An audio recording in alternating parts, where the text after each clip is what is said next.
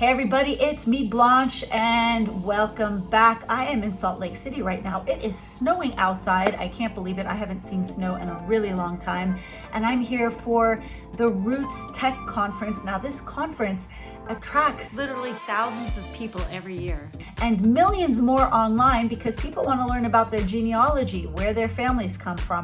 And I made this crazy discovery at this conference that my husband literally is a descendant of a Byzantine emperor named Philip the Arab. Like, who knew? What a crazy discovery. At this conference, I gave a talk about the origins of hummus. And a lot of you out there have probably had hummus a million times, but don't really know where it came from. There's a rich and illustrious history, and I shared that with everyone at the conference, and we gave them samples afterwards because you can't come and learn about a particular food without tasting it afterwards.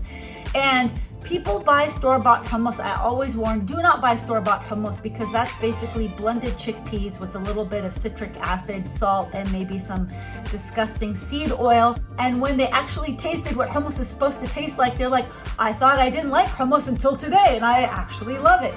So with that, I'm going to show you the talk that I gave, and I would love in the comments below to know how much did you know about the history of hummus.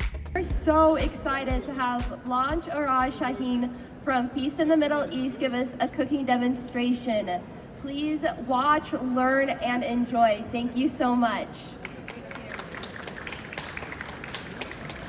Thank you, everyone. Pleasure to have you here. Again, my name is Blanche. I'm super excited to be here. And the reason why I actually got into making this project, Feast in the Middle East, is because I wanted to pass down the foods that were passed down to me. So this is a genealogy conference, right? So in my culture, in Palestinian culture, the thread that connects all of us in the diaspora all across the world is food. So today I'm going to be making a dip you're probably all familiar with. It is hummus. And hummus in Arabic literally means chickpea. So we use that interchangeably with the dip. So when you say hummus, it means chickpea, and it also alludes to the dip. Little did I know that when I grow up in America, that it would be just as popular as peanut butter and jelly, and hummus is now $1 billion a year industry. However, I will tell you, the hummus in the supermarket does not come even close to hummus you could make at home at a fraction of the cost. And I'm going to show you how to make it now. This particular recipe actually was featured in the Virgin America Airlines in-flight entertainment. So I'm going to be sharing it with you. It is so easy. I'm going to be breaking down the importance of each ingredient. And another thing about hummus is it originated 7,000 years ago in Egypt. But when the Egyptians started making hummus, they only used chickpeas and garlic primarily. So here I have some chickpeas. So you could use canned chickpeas, totally fine. You could also soak chickpeas overnight. So in Egypt, they basically, 7,000 years ago, were making it very simple with chickpeas and garlic. And here I have minced garlic. If you use a can of chickpeas, add a clove or two of minced garlic. Once hummus moved to the Levantine region, we're talking the area of Lebanon, Palestine, Syria, Jordan, then that is when things got really magical with the addition of additional ingredients from the spice trade. So I'm going to add a teaspoon of cumin. Not everybody uses it, but we certainly love it in Palestine. And the thing about cumin is not only does it add an earthiness, but it also helps you digest the beans. So there's a medicinal value to the spices that we add to our food. I like to call cumin nature's Beano. No Beano necessary if you add cumin to your beans, okay? So to that, we're going to add some salt for seasoning. And another thing that was added from the Palestinian region is tahini. So the oldest tahini mill in the world originated in Palestine, so that's why a lot of people theorize that the Palestinians added tahini. This is going to add a creaminess, nutty richness, and let me tell you, the hummus that you buy in the store is not going to have much of this because it is expensive. The Lebanese contribution was adding lemon juice to the hummus.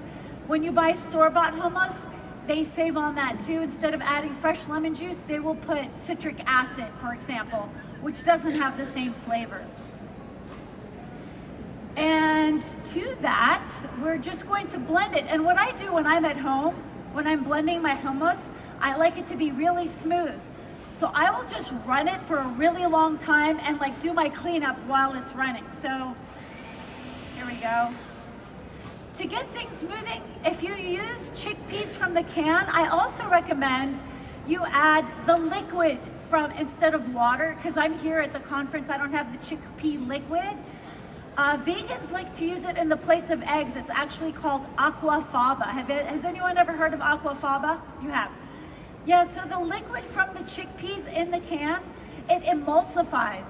So if you add it, it makes it like kind of fluffy actually. But you could use water as well.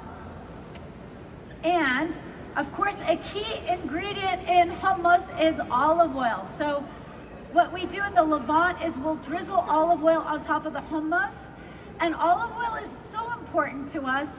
You know how the tree is, the genealogy tree, you trace your family tree?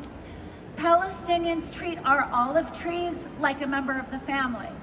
So a lot of these trees are thousands of years old. We care for them like we do a member of the family.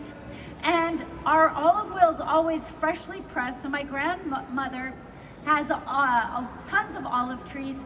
She'll take her olives, which she harvests usually in October, take it to the local press it right there, and the olive oil is so rich and green. And it's rich in polyphenols. I'll try the gentleman ask the name of your cookbook.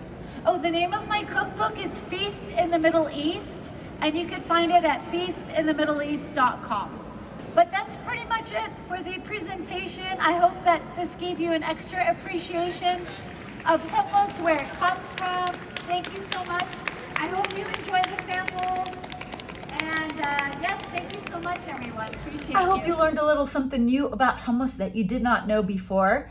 And I would love for you all to join the Feast in the Middle East family. If you haven't already, click on that subscribe button. If you want to learn more about your genealogy, I highly recommend you check out familysearch.org. It's actually free. Be back soon with some more awesome recipes and discoveries.